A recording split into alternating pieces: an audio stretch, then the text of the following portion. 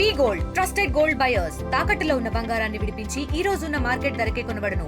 మరిన్ని వివరాలకు సంప్రదించండి 7710 కాకినాడ జిల్లా పెద్దాపురంలో ఒక్కలంకవారి వీధిలో ఈరోజు సాయంకాలం మా పెద్దాపురం సబ్ డివిజన్ సంబంధించి పెద్దాపురం సిఐ గారు, ఎస్ఐ గారు, అలాగే కొంతమంది పోలీస్ అధికారులు టీంతో రైడ్ చేయడం జరిగింది. ఇక్కడ వ్యభిచార గృహాలు ఎక్కడైతే నడుస్తున్నాయని ఒక అనుమానం అయితే ఉందో, అయితే ఒక ఇంటికి సంబంధించి ఒక మహిళని, అలాగే వ్యభిచారం కోసం వచ్చిన ఒక వ్యక్తిని అదుపులో తీసుకున్నాం. వారి మీద కేసులు నమోదు చేస్తాం.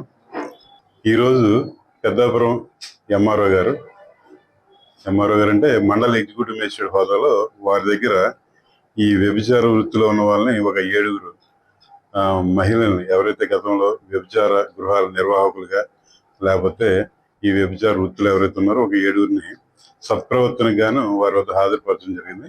వాళ్ళకి ₹1,00,000 దాకా బైండ్ ఓవర్ చేయడం జరిగింది. అంటే ఏంటంటే ఒక 6 నెలల లోపు వాళ్ళు ఇటువంటి కేసులో కానీ ఇన్వాల్వ్ అయితే ఏదైతే బైండ్ ఓవర్ అయ్యారో ఆ డబ్బులు కూడా కట్టవలసి ఉంటుందన్నమాట.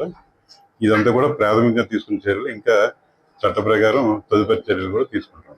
వాస్తవం ఒక విషయం అంటే దాన్ని ఇంకా కొద్దిగా ఎగ్జాగరేట్ చేయడం, లేకపోతే గతంలో 2022లో లేకపోతే వేరే క్లిప్పింగ్లు వాడడం, లేకపోతే ఎవరో ఒక ఆయన నేను ఇన్వెస్టిగేషన్ జరగలేదు అని చెప్పేసి 15 సంవత్సరాల కింద జరిగిన విషయాలు ఇప్పుడు జరిగినట్టు చెప్పడం ఇవన్నీ జరుగుతుంది. నాతో చాలా మంది పెద్దాపురంలో గౌరవంగా బతుకుతున్న వ్యక్తులు, సంస్థలు నా దగ్గరకు వచ్చి ఇది మా పెద్దాపురం చెడ్డ పేరు వస్తుందని చెప్పేసి కూడా నా దృష్టికి తీసుకుని వచ్చారు. అంటే మీడియాగా వాస్తవాలు ప్రతిబింబించడం తప్పని ఎవరు అనరు, కానీ వాస్తవాలని వక్రీకరించడం లేకపోతే వాస్తవాలనేమో చిన్న విషయాన్ని పెద్ద చేయడం ఇవన్నీ కూడా కరెక్ట్ కాదు.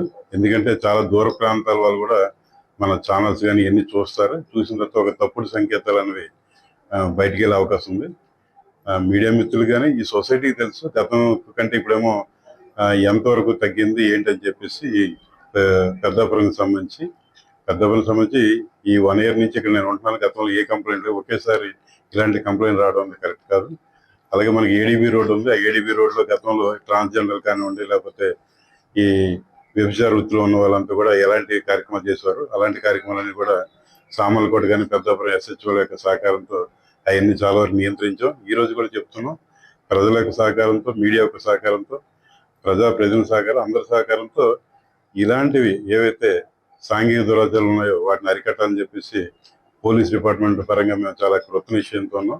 అందుకు మీ అందరి యొక్క సహకారాన్ని కూడా మేము అభ్యర్థిస్తాం. ఈ మధ్యన సోషల్ మీడియాలోనే అలాగే యూట్యూబ్స్లోనే అంతా కూడా హల్చల్ చేస్తున్న విషయం ఏంటంటే వ్యభిచార వృత్తిలో ఉన్నటువంటి 2 మహిళలకు సంబంధించిన విషయం. అది గత 5.5 సంవత్సరాలుగా జరుగుతున్న విషయం అండి.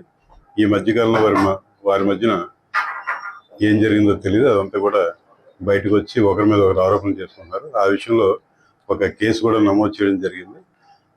పెద్దాపురం సిఐ గారు దర్యాప్తు చేస్తున్నారు. దర్యాప్తులో ఉన్న ఏవైతే విషయాలు వెలుగులోకి వస్తాయో దాని ప్రకారం ఎవరు తప్పుంటే వాళ్ళ మీద తప్పకుండా తెలియదు. నా పేరు పేట సురేష్ అండి. నాది పెద్దాపురం. నేను పెట్రోల్ బంక్లో పనిచేసేదాన్ని. పెట్రోల్ బంక్లో పనిచేస్తే గొల్లగల్లి భారతి అన్న ఆవిడ బంక్ వచ్చి పెట్రోల్ కొట్టించుకునేదాన్ని. పెట్రోల్ కొట్టించిన కొన్నాళ్ళు అలా కొట్టించుకోవడానికి వస్తే నన్ను అడిగిందండి, నీకు జీతం ఎంత ఇస్తున్నారు ఇదని మాట్లాడింది. మాట్లాడినా 10,000 ఇస్తారంటే ఇంటి పని చేస్తావా 15,000 ఇస్తాను అని మాట్లాడింది. ఇంటి పని అంటే ఏం చేయాలని అడిగాను. ఇల్లు కడవడాలు, వంట చేయడాలు అని చెప్పిందండి. సరే అయితే మా అమ్మగారిని అడిగి చెప్తాను చెప్పి వెనకాల ఫాలో అయితే మా ఇల్లు కూడా చూసుకుని వచ్చింది. ఆ ఇంటికి వచ్చాక మా అమ్మగారితో మాట్లాడాక మా అమ్మగారు వేరే ఊరు వెళ్ళిపోతానమ్మా, మనం ఇంట్లో సరిపోట్లేదు కదా, అప్పుల్లో చేయపని కదా అని చెప్పిందండి. సరే అని చెప్పి నేను కూడా ఓకే అన్నాను. 15,000 ఇస్తాను. నేను 4 అప్పాజీలను ఉండాల్సిందండి. 3 పెళ్ళిళ్ళు అయినాయి. ఆ 3 పెళ్లి చేసిన వాళ్ళు అప్పులు అయిపోయింది. మొన్న ఈ అప్పు తీర్చడానికి అని చెప్పి పనులు చేసుకునేవాడిని. ఆ తర్వాత భారతి ఇంటికి వెళ్ళాక 15 రోజుల దాకా ఇంటి పని చేసుకోండి. ఇంటి పని చేసుకున్న తర్వాత మా చిన్నాన్ని అడిగితే ఆ ఇంటికాడ ఏం పని అంటే ఏ చిన్న ఇంటి పనికి వెళ్ళాను నేను 15,000 ఇస్తారని చెప్పాను. నేను చెప్తే అది వ్యభిచారం చేసిన ఇల్లు, నువ్వు అక్కడ పని ఎందుకు వచ్చాయని చెప్తే ఇలా మా అమ్మకి ఫోన్ చేసి అమ్మ ఇలా అని చెప్తే మా అమ్మగారు అప్పుడు అయితే వచ్చాను ఫస్ట్ మాట్లాడేది.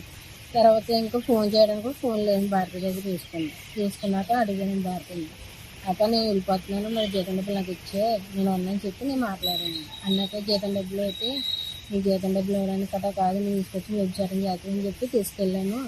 అలాంటిది నువ్వు వెళ్ళిపోతాను అంటున్నాను అయితే నేను అంత ఈజీగా పంపించేస్తాను అని చెప్పి ఒక రూమ్లో పనిచేసింది. ఒక రూమ్లో బంధించాక తర్వాత 2 రోజులు పోయాక నలుగురు కుర్రాళ్ళు వచ్చి గంజా బ్యాచ్ ముందు తగిన బ్యాచ్ ఉంటారండి. వాళ్ళు వచ్చి బెదిరించి కొట్టి హింసిచ్చేవారండి రూమ్లో.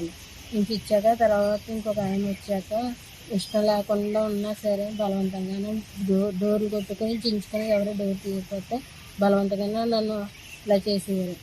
చేశాక తర్వాత కొన్ని రోజులకి అడిగాను, నాకే వెళ్ళిపోతాను ఉన్న అసలు ఏంటక్క ఇలా బలవంతంగా వెళ్ళడానికి అది ఉండకపోతే చంపేస్తానని చెప్పి రౌడీలు ఎక్కడ పడితే అక్కడ కాసి పెట్టేదాన్ని మనుషుల్ని. ఇలా వెళ్ళినా అలా వెళ్ళినా మనుషులు ఉండేవారు. నాకు సేఫ్ లేకుండా పోయింది. ఆ ఇంట్లో ఒకరు బందీగా ఉండిపోయింది. ఆ తర్వాత అయిపోయాక అడిగాను, కొన్నాళ్ళకి ఆ ఫీల్డ్ ఉండగా 5 నెలలు ప్రెగ్నెంట్ విషయం అని కూడా నాకు తెలియదు. పీరియడ్ అయిపోతే అడిగాను, పీరియడ్ ఎందుకు ఆగిందేనంటే నువ్వు పులిపు ఎక్కువ తింటావు మనం పులిపు ఆగిందేనంటే కాదక్క నాకే డౌట్ కొడుతున్నాను. అప్పుడు కన్నానండి, ఏం కాదులే ఏమంటే 9 నెలలు వచ్చేంత వరకు నా పొట్ట పైకి రాకపోతే డౌట్ అవుతుంది. అప్పుడు 9 నెలలు వచ్చాక పొట్ట పెరిగిపోతుందంటే ఏం కాదని చెప్పి బయటపాటికి అప్పుడు పంపించింది రూమ్కి. 2 కుర్రోళ్ళు నొప్పులు వస్తున్నాయని చెప్పి సాంకోట్ గవర్నమెంట్ హాస్పిటల్లో ప్రెగ్నెంట్ డెలివరీ చేయించాడు. అప్పటికి ఫోన్ చేసినా భారతి లిఫ్ట్ చేయలేదు.